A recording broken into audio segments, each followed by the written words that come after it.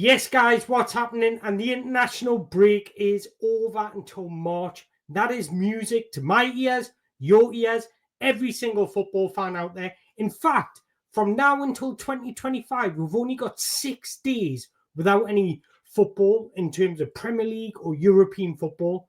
That is beautiful. But tomorrow we'll kickstart again, and the first game is Leicester City against Chelsea. So here's your match preview. For me, I don't mind playing early because getting the game out of the way, and when Chelsea win, we'll get to sit back. We can all relax, have ourselves a coffee, and watch everybody else drop points, watch every other fan go into meltdown about their team getting beat. And we can just sit there with a nice little smug look on our face. There has been some news in Enzo Maresca's press conference. In fact, 3 bits of news.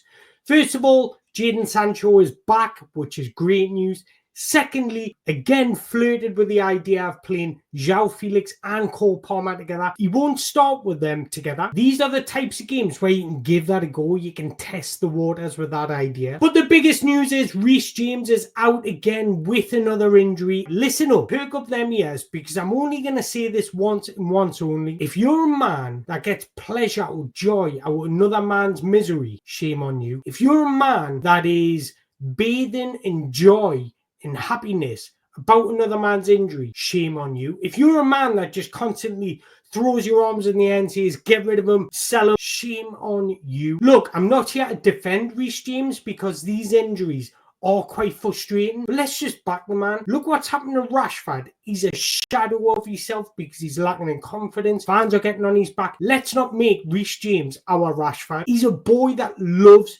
Chelsea through and through. Came through the academy. He's been at Chelsea his whole career. He's a European winner with us. And I promise you, there's not a man out there that is hurting more than Reece James himself. So look, we were incredibly naive to think that another injury wouldn't happen. Did I think it would happen so soon? Absolutely not. Anybody that's pulled their hamstring, they'll say almost impossible to get over. Now, I'm not one of them that thinks we should sell him. I honestly think we should just encourage him to get better. Look, take all your time you need, come back when you're ready. But I do think we should bring somebody else in if Acheampong doesn't sign a new contract, just to help Malo Gusto's workload, because I think Disasi right back just isn't good enough. But look, Reece James, I wish you all the best. Speedy and healthy recovery, and hopefully this is the last injury crisis we'll have with you. Now it's time to get back to the game. Leicester City taking on Chelsea. Enzo Maresca going back to his old stomping ground. And look, without showing Leicester too much disrespect, this is a game that we should be arriving with our chest pumped high and saying we're here to play football. We're here to win this game of football. These are the types of games of football that keep us above the rest. We cannot afford to drop points again. We dropped points against Crystal Palace, Nottingham Forest. We can't drop these needless points against Leicester City. Chelsea have only won one of the last 5 Premier League games, but that doesn't tell the whole story because we have played Liverpool away, Man United away, Arsenal at home. So you've got to take that in consideration. But in each of those games, we have performed really well. I've been actually quite satisfied with the level of performance. And Leicester City are without a win in the last 3 Premier League games, and they've actually been battered twice by Manchester United. And I actually think we're better than Man United. Fully expect us to go out and win that game. But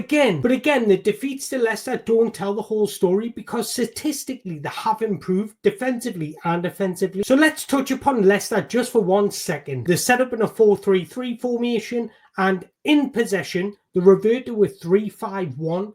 And out of possession, the revert to a 4-5-1. Since Enzo Maresca's left and Steve Cooper's come in, they're a lot more pragmatic. They're a lot more defensively solid. They like to keep the structure a lot more. And when they first came into the Premier League, they weren't pressing. They were actually sitting 19th for pressures. But if we look at the stats over the last 4 games, they're actually sitting 8th for the most pressures during 90 minutes. This has ultimately seen them have more touches in the attacking third, more touches in the opposition box, had them conceding less shots as well. Now, I know they conceded 3 against Man United, but in the overall game, they conceded less shots, so it just shows that Man United were quite clinical. And from a Chelsea perspective, we all know how Enzo Maresca likes to play, and I actually really enjoy watching Chelsea. He's brought me excitement back for Chelsea. I literally get giddy every time a game's building up. And we all know in simplistic terms, he inverts inverts one of the full-backs into midfield. The other one tucks into a back three. However, Romeo Lavia is injured. So it looks like Enzo Fernandez will take up that role. Now, this is the big question. Do you have Enzo Fernandez going into that more advanced number 8 role, or do you continue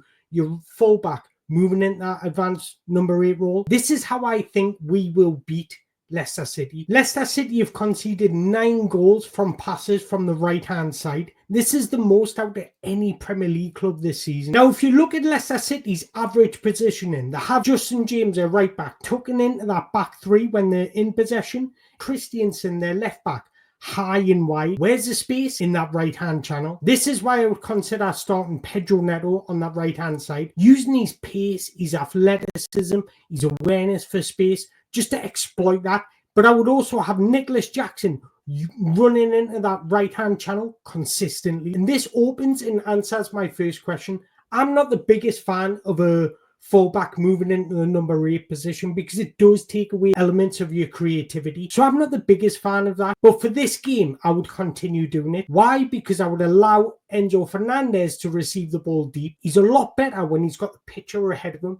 He's a lot better in those deeper areas. Now, I know he's not very good defensively. I understand that. But I expect us to dominate this game. I want Enzo Fernandez to really get on the ball. I want him to have the most touches out of any player on this football pitch throughout the 90 minutes. And what he can do by spraying those passes into those channels is really a big asset. And also by having Enzo Fernandez playing in that slightly deeper role alongside Caicedo, takes away his weakness. What's his weakness? Athleticism. Doesn't have to get up and down the pitch as much. He can just stay central.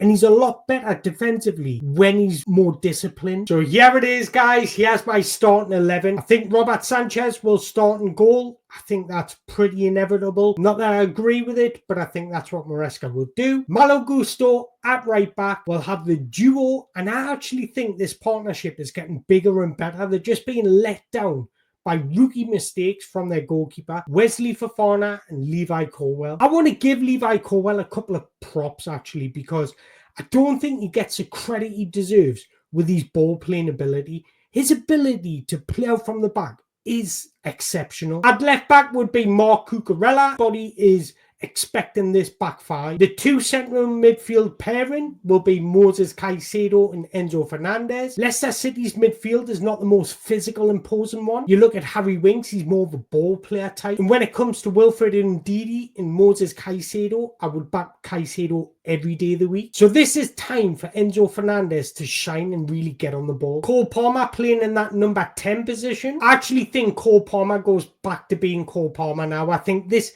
international break has just given him a chance to reset. And I'm expecting a Cole Palmer goal. I'm going to make a prediction, an early prediction.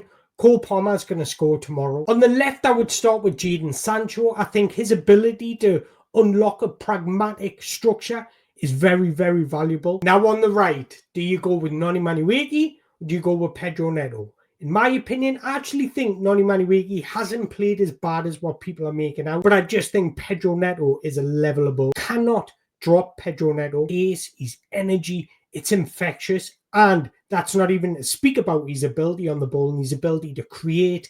I just undoubtedly would start Pedro Neto in this game. And then up top, inevitable, Nicholas Jackson. That would be my starting 11. I do actually think Enzo Maresca will start Pedro Neto on the left, Noni Madueke on the right. That's what I think he'll do. I want to know your thoughts. What would you start with? Would you start with Mudryk or would you start with Jadon Sancho? I actually think Pedro Neto is crucial on that right-hand side because I think that's how we'll break down and really dominate Leicester. But I do think if we're struggling to break down Leicester, why not try João Felix and Cole Palmer together? And I would also like Christopher Nkunku to come on a little bit earlier, especially if we're struggling and it looks like we'll be there for days without scoring. So here it is. Here's my prediction. Drum roll, please. Chelsea have not kept a clean sheet in the last 6 Premier League games, but I think that all changes tomorrow. Leicester 0, Chelsea 2, with Nicholas Jackson scoring the first and then Cole Palmer scoring the second. But I want to know your predictions. Drop us a comment in the below. What do you think will happen? And yeah, I can't wait for this, guys. Football is back. Thanks very much for sticking around and have a good day.